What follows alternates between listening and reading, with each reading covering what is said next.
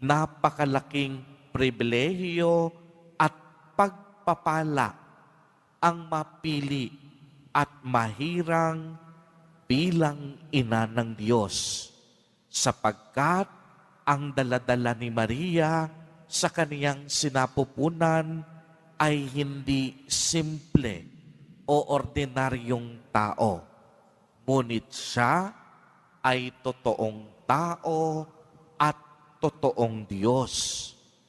Kaya naman, karapat-dapat lamang siyang tawaging full of grace. Bukod kang pinagpala. Bakit? Sapagkat mayroon siyang pusong marunong makinig at sumunod. A listening heart.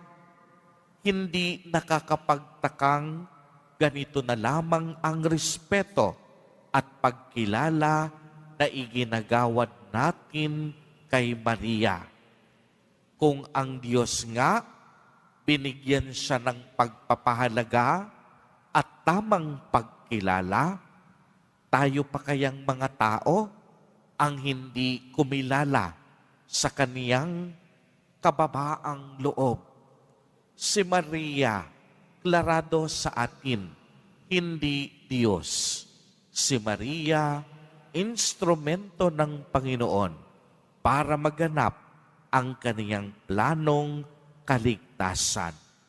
Kaya nga, napakapalad ni Maria dahil nahawakan, nakasama, naaruga, nahaplos, at nayakap niya si Jesus na ating Panginoon.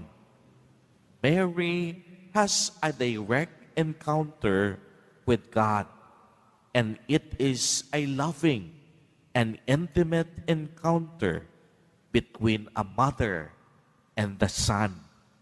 Kaya nga si Maria, tumayong ina ni Jesus sa lupa. Ina ng Diyos, ina ng manunubos.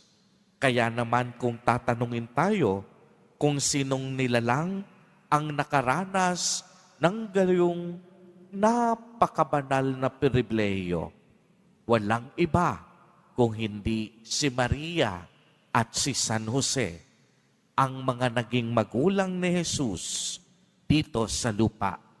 Kaya mga kapatid kay Kristo, pinapaalalahanan tayong lahat sa Ebanghelyo ng dalawang mahahalagang bagay.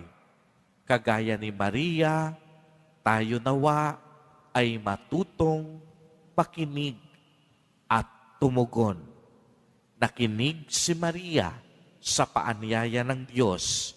Narinig niya ang mensahe ng anghel at tumugon siya nang walang pag-aalinlangan. Oo ang kaniyang kasagutan. Naway mapunurin tayo ng biyaya katulad ni Maria at kagaya niya, makinig at tumugon tayo ng oo sa paanyaya ng Diyos na magsisi, magbalik loob at sundin ang kaniyang kalooban. Amen. Amen.